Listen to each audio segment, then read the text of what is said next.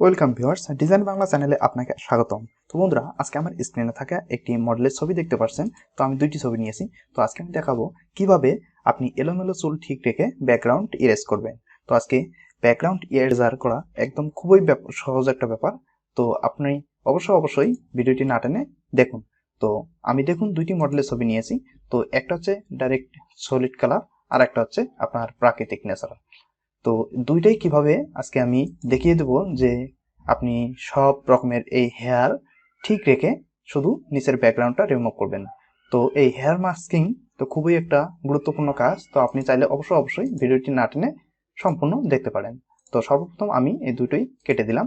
কেটে দেওয়ার পর আমি এই দুইটা মডেলের ছবি আমি ফটোশপে ওপেন দিয়ে নিচ্ছি, ঠিক আছে। তো আমি এই দুইটাই ছেড়ে দিলাম। তো সর্বপ্রথম আমি এই সলিড কালার, এক কালার যেটা আছে, মানে ব্যাকগ্রাউন্ডে কোনো কালার নেই, জাস্ট একটি অফ হোয়াইট কালার, তো এটাকে আমি কাজ করে দেখাচ্ছি। তো সর্বপ্রথম আমি যেটা করব সেটা দেখুন, এখানে আপনি লেফট সাইডে ক্লিক করলে দেখতে পারবেন, রাইট ক্লিক করার পর মাঝখানে যে মিডিল অপশনটা রয়েছে ব্যাকগ্রাউন্ড ইরেজার টুল সিলেক্ট করবেন। সিলেক্ট করার পর আপনি অবশ্যই এখানে দেখুন একটি অপশন দেখতে পাচ্ছেন যে 30 অবশ্যই ব্রাশ আছে। তো আপনি এখানে ইচ্ছে মতো আপনি আপনার সাইজটা করে নিতে পারেন, ঠিক আছে। তো আমি একটু 18-20 রাখলাম। তো স্পেসিং এখানে 20 থেকে 25 যেটা রাখতে পারেন, কোনো সমস্যা নেই। আমি 20 রাখলাম, ঠিক আছে, 20 রাখলাম। দেন এটার কাজ শেষ, ঠিক আছে, কাজ শেষ। তারপর একদম মিডিল অপশনে যেটি দেখছেন সিম্পলিং ওয়ান্স, তো এটাকে সিলেক্ট করে নেবেন। সিলেক্ট করার পর একদম বরাবর ডানে আসবেন। ডানে আসার পর এখানে ক্লিক করলে দেখুন তিনটি অপশন পাওয়া যায়, ডিসকন্টিগুয়াস, কন্টিগুয়াস আর হচ্ছে ফাইন্ড এডস। তো আপনি ডিসকন্টিগুয়াস সিলেক্ট করে দেবেন। সিলেক্ট করে দেওয়ার পর আমার কিন্তু দেখুন কার্সরটা একটু আলাদা কালার, একটা আইকন ধারণ করছে, ঠিক আছে। দেখুন এই যে প্লাস আইকন, তো এই প্লাস আইকনের সাহায্যে আপনি কি করবেন।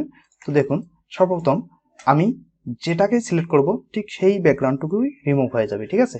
তো আমি যদি এখান থেকে জাস্ট এখানে মাউসের রাইট ক্লিক করে ধরি, তাহলে কিন্তু এখানেই ক্লিক মানে রিমুভ হয়ে যাবে, হ্যাঁ।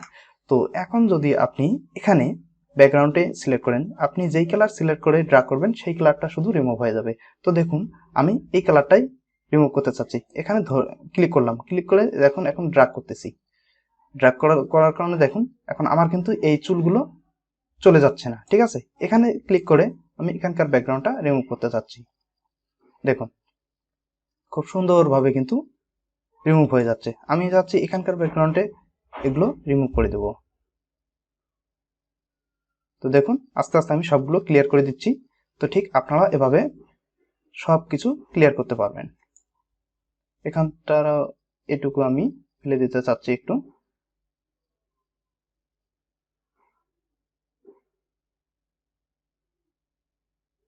হয়ে গেল। জাস্ট এখানেও আমি এখানে ড্র্যাগ করে দেব, একটু ছোট করে নেই। দেখুন বন্ধুরা, আপনি যেটুকু অংশ ফেলে দিতে চাবেন ঠিক সেইটুকু অংশই ক্লিক করবেন, ক্লিক করে ড্র্যাগ করে পুরো অংশ ড্র্যাগ করে দেবেন।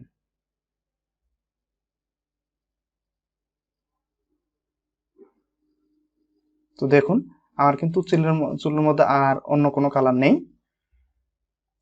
তো দেখুন এদিকে একরকম এদিকে একরকম, কি তার মানে আমি ব্যাকগ্রাউন্ডটা রিমুভ করতে পারছি, ঠিক আছে। তো দেখুন এদিকে জাস্ট আমার সলিড কালার ছিল, এদিকে আমার কিন্তু সলিড কালার নেই। এখন যদি আমি একটা ডুপ্লিকেট লেয়ার নেই, লেয়ার নেওয়ার পর দেখুন আমি এটাকে অফ হোয়াইট মানে একটা সাদা কালার দিতে চাচ্ছি। সাদা কালার না, আমি দেখি এটাকে আমি জাস্ট সাদা করব, একদম সাদা। তো এখন লেয়ারটা যদি আমি উপর দিকে দিয়ে দেই, দেখুন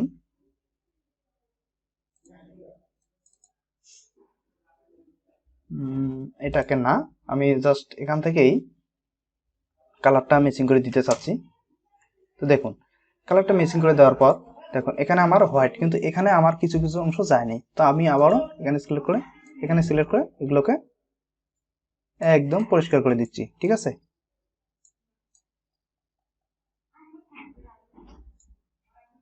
এই কালারটা এখনো যায়নি,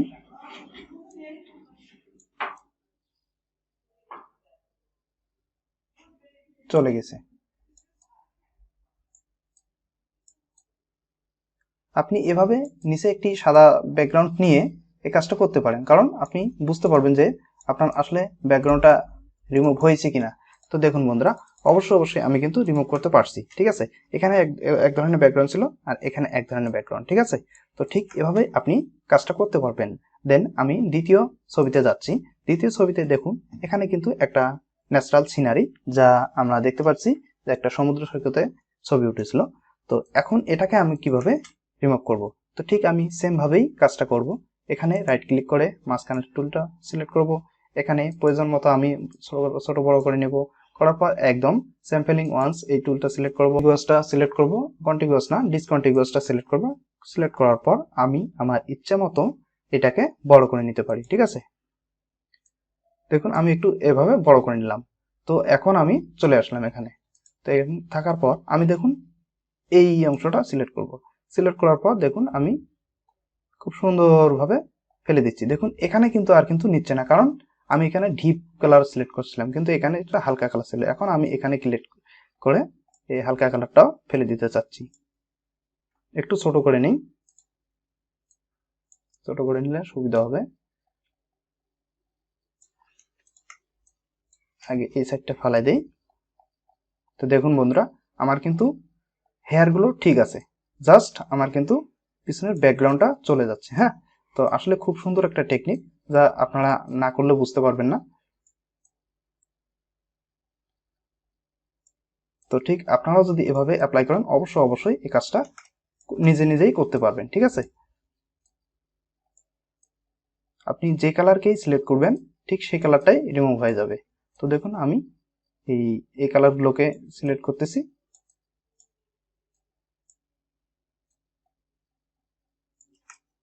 হয়ে গেল, আমার এদিকে মোটামুটি রিমুভ হয়েছে।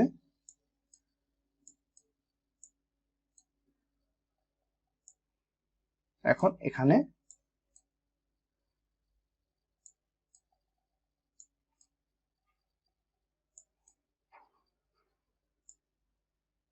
এটুকু অভয়েড সিস্টেম একটু নিতে হবে। এখন এদিকে একটু এইটুকু নেই, এই কালারটা যেখানে যেখানে আছে ঠিক সেখানে সেখানে রিমুভ হয়ে যাবে। ঠিক আছে,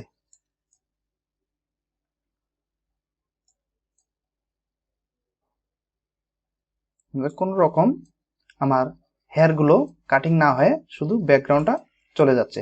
দেখুন খুব সুন্দর একটু ওয়ে বন্ধুরা। তো অবশ্যই আপনারা বসে চেষ্টা করবেন, অবশ্যই সাকসেস হবেন। তো দেখুন আমি কিন্তু ড্র্যাগ করতেছি, নিচের গুলোকে হচ্ছে না, কারণ আমার এখানে কালারটা অন্য। এখন আমি এই কালারটা সিলেক্ট করে দিতেছি।